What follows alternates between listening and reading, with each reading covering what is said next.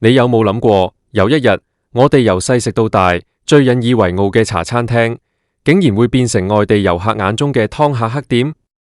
今年5·1黃金週，如果你有留意各大社交平台，或者去尖沙咀、旺角一帶行個圈，你會發現成個旅遊業嘅氣氛完全變晒。以前遊客嚟香港，排長龍都要食杯凍奶茶，整件西多士，覺得呢啲叫地道體驗，叫香港文化。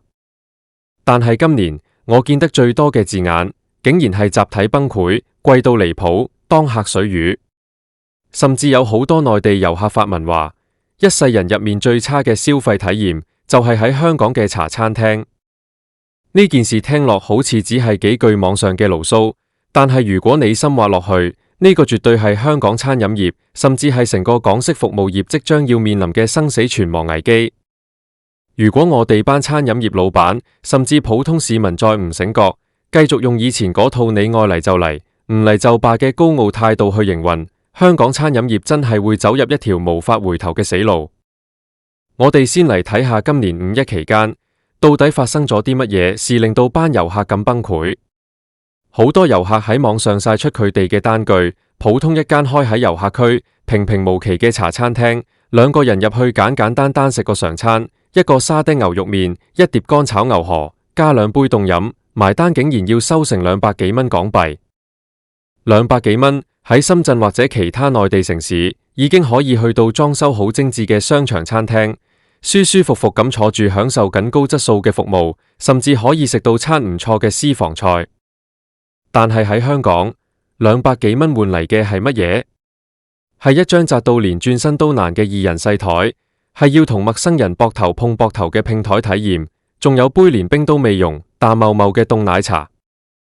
最令遊客頂唔順嘅，仲未係個價錢，而係個規矩。有遊客投訴，佢哋一家4口入到茶餐廳，因為天氣熱，只想嗌2份下午茶些，再加2杯嘢飲。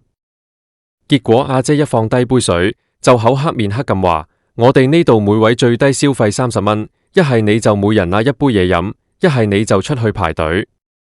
好啦，遊客諗住入到嚟費事煩，就聽話每人嗌1杯嘢飲。點知嘢食嚟到，先發現所謂嘅凍奶茶、凍檸茶，每杯要收成38蚊，4杯嘢飲加埋已經150蚊。而最搞笑嘅係，其中2杯嘢飲裏面，冰塊霸咗大半杯，飲2啖就冇晒。網上直情有遊客形容呢種體驗叫貼錢買難受，覺得自己好似入咗一間專門湯客嘅黑店。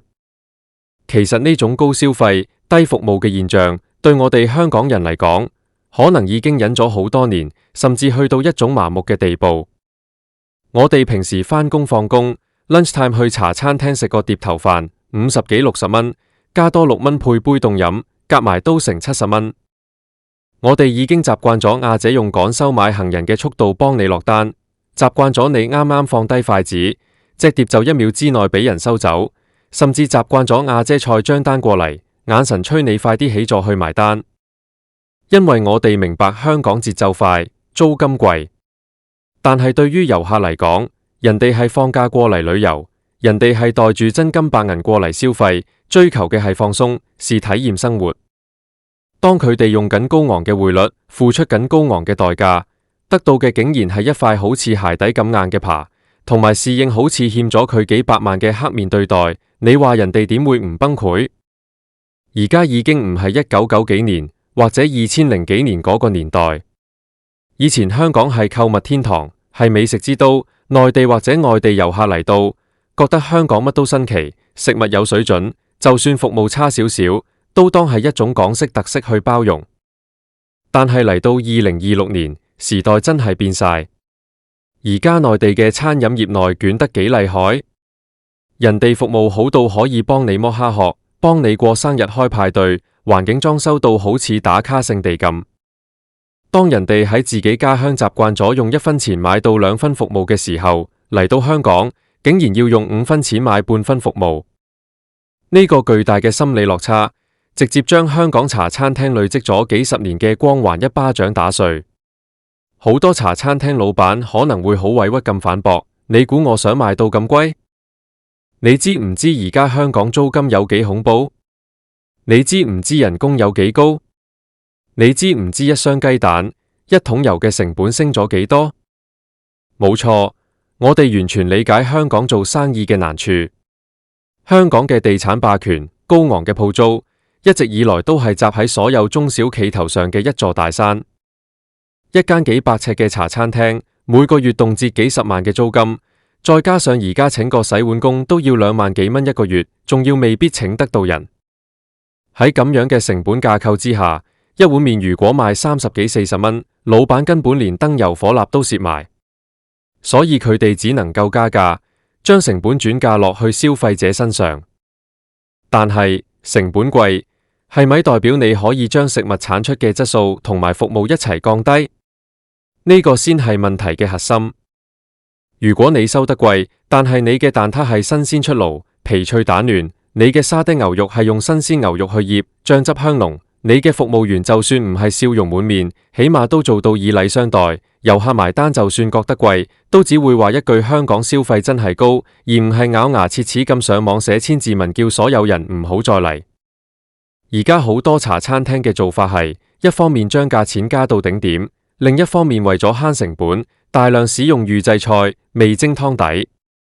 牛扒、豬扒用鬆肉粉醃到連肉味都冇晒，口感好似爛布一樣。西多士用油炸完又炸，油煙味重到入唔到口。凍奶茶連茶底都費事慢慢撞，直接用茶粉去沖。當你將一間茶餐廳最靈魂嘅味道都丟失埋，你憑乜嘢要求消費者心甘情願咁掏出100幾十蚊去買單？結果就導致咗一個非常惡性嘅循環，遊客覺得俾人劏，上網瘋狂投訴，導致嚟香港嘅遊客越來越少，或者嚟到都只係去麥當勞、七仔買麵包，不願再踏入茶餐廳一步。而遊客一少，茶餐廳嘅生意就更加差。生意一差，老闆為咗維持利潤，就唯有進一步加價，或者進一步減少食物分量，裁減員工。員工少咗，工作量大咗，服務態度自然就更加差。客人入到嚟見到個面黑黑，食得更唔開心，下次更加唔會再嚟。呢個死亡螺旋一旦開始，就真係一條死路。最慘嘅係，呢種惡性循環受害嘅唔單止係遊客，仲有我哋一班本地嘅香港人。以前茶餐廳係我哋嘅飯堂，係我哋生活嘅一部分。落街踢對拖鞋，入去嗌個下午茶，同相熟嘅街坊阿叔吹下水，係一種好有本土情懷嘅生活方式。但係而家，連我哋本地人自己行過茶餐廳門口，望到張餐牌都要諗過度過。一個午餐要成70-80蚊，對於一個普通打工仔嚟講，一個月單單係lunch開支就已經要成2000幾蚊。所以呢2年你會發現一個好明顯嘅趨勢，就係每逢週末甚至平日夜晚，大批嘅香港人寧願坐地鐵、坐巴士北上消費。每到星期六、星期日，羅湖、落馬洲、深圳灣口岸永遠都係人山人海，成千上萬嘅香港人，成家大細，好似難民潮咁湧去深圳。點解？因為大家都驚覺，原來過咗條河，世界係咁唔同。喺深圳嘅商場，一個同樣價錢嘅套餐，份量多到你食唔晒，食材新鮮，仲要環境寬敞。最緊要嘅係，人哋嘅侍應一見到你，係會好有禮貌咁同你講歡迎光臨，主動幫你倒水、遞紙巾。當香港人在本地飽受咗幾十年茶餐廳阿姐嘅白眼同快脆啲啦嘅催促之後，去到內地享受到咁樣嘅尊重同服務，個心點會唔變？本地人自己都用腳投票拋棄咗本地嘅茶餐廳，你又憑乜嘢去奢望外地遊客過嚟做救世主？有啲人可能會話，香港茶餐廳有速度同效率，呢個就係我哋嘅核心競爭力。香港人生活節奏咁快，我入去10分鐘食完走人，呢種高效係其他地方學唔到嘅。冇錯，以前呢個確實係優勢，但係你要分清楚，高效不等於無禮貌，速度快亦都唔代表你可以對客人大呼小叫。好多時候，茶餐廳裏面嘅部分侍應，佢哋表現出嚟嘅態度，已經超越咗追求效率嘅範疇，而係純粹嘅不耐煩同埋惡劣。例如，客人入到嚟，可能只是睇多咗30秒餐牌，侍應就會喺側邊不停拍大髀、喳喳大聲，甚至將個落單機拍拍聲，用一種好嫌棄嘅語氣催你諗好未啊？好難揀咩？又或者當你想轉下配菜，問一句過出前一丁可唔可以轉米粉？阿姐就會翻個大白眼，話餐牌寫咗乜就係乜啦，改嚟改去好麻煩㗎。呢種服務態度喺全世界任何一個注重旅遊業、注重服務業嘅城市都係完全不可接受嘅。以前大家忍你係因為全香港都係咁，但而家消費者有得揀。當人哋發現可以選擇唔受你氣嘅時候，你呢種所謂嘅特色就變成了催命符。更深層次嘅問題在於，好多餐飲業老闆嘅思維仲停留在20-30年前嘅舊框架入面。佢哋覺得茶餐廳呢種模式喺香港開咗幾十年，一向都係咁做。既然以前行得通，點解而家要改？佢哋將生意唔好嘅原因全部歸咎於大環境，話因為疫情影響，因為本地經濟未完全復甦，因為內地經濟內卷，因為人民幣匯率變動。佢哋從來都唔會坐落嚟自我反省，係咪我哋自己做錯咗啲乜嘢？係咪我哋嘅食物質素真係退步咗？係咪我哋嘅管理模式已經落後於時代？如果一間餐廳連最基本嘅環境衛生都做唔好，地下黐立立，台面抹完好似冇抹咁，陣抹布嘅霉味隔住3條街都聞到，筷子筒入面嘅筷子仲有利口嘅木刺，油鹽醬醋嘅樽口積晒一層厚厚嘅黑油。喺咁樣嘅環境入面，你賣緊人哋高檔餐廳嘅價錢，你話呢個係大環境嘅錯，定係老闆自己懶散、缺乏管理嘅錯？再咁落去，香港茶餐廳迎嚟嘅絕對唔係短暫嘅寒冬，而係成個行業嘅全面崩潰。如果餐飲業再唔醒覺，真係死路一條。咁到底點樣先可以醒覺？點樣先可以自救？首先，必須要徹底改變思維，放棄以前嗰種大爺心態。無論係老闆定係前線員工，都要明白一個好簡單嘅道理：客人入嚟食飯係嚟消費、嚟享受嘅，唔係嚟貼錢買難受，更唔係欠咗你嘅。服務業嘅核心永遠都係人，你唔需要做到好似高級酒店咁向客人鞠躬行禮，但起碼要做到最基本嘅尊重。落單嘅時候講句唔該，上菜嘅時候輕放，唔好將碗湯倒到周圍都係，收錢嘅時候講句多謝。呢啲唔需要成本嘅舉動，往往就能夠極大地提升客人的消費體驗。其次，要在食物質素上揾返屬於香港茶餐廳嘅匠人精神。茶餐廳以前之所以出名，係因為每間店都有自己嘅鎮店之寶，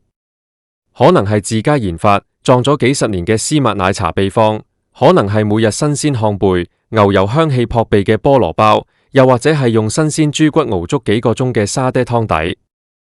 呢啲先係茶餐廳嘅靈魂。老闆們唔好再為咗慳少少成本，去買啲平價嘅預製菜包，去用化學調味粉。你要明白，嘴巴係生喺客人身上嘅，用唔用心做，一啖就試得出來。當你將食物做好，做出水準，做出特色，就算你賣得貴少少，客人都會覺得物有所值。最後，政府同埋整個物業管理階層亦都扮演住好重要嘅角色。高鋪租雖然係市場運作嘅結果，但如果業主繼續盲目開出天價租金，將中小企逼到喘不過去，最終全港商鋪集體執笠，成個市道變成一潭死水，對業主本身又會有乜嘢好處？大商場同埋大業主應該要與商戶共度時間，提供適當嘅租金減免或者彈性，讓餐飲業老闆有足夠嘅利潤空間，去提升食物質素同埋前線員工嘅待遇。只有前線員工加到人工，佢哋嘅工作壓力減少咗，返工開心咗，服務質素先有可能得到真正嘅改善。香港嘅茶餐廳文化係我哋好珍貴嘅非物質文化遺產，係代表住香港幾代人拼搏、融合、靈活變通嘅精神象徵。我哋真係唔希望見到呢個曾經令每一個香港人都引以為傲嘅招牌，最終因為部分人嘅短視、自大同埋不思進取，而落得一個俾遊客集體唾棄、被市場無情淘汰嘅悲慘結局。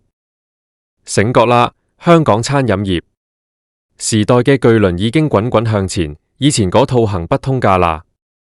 再唔痛下決心去改變，再唔去提升服務，做好質素，等到大家都徹底對香港餐飲失去信心，用腳投票走晒嘅時候，到時就真係神仙難救，只能夠眼睜睜看住呢個行業走向徹底嘅終結。希望今日呢番說話能夠敲醒一部分仲喺度逃避現實嘅業界人士，揾返我哋香港人以前做生意嗰種精益求精、以客為本嘅初心。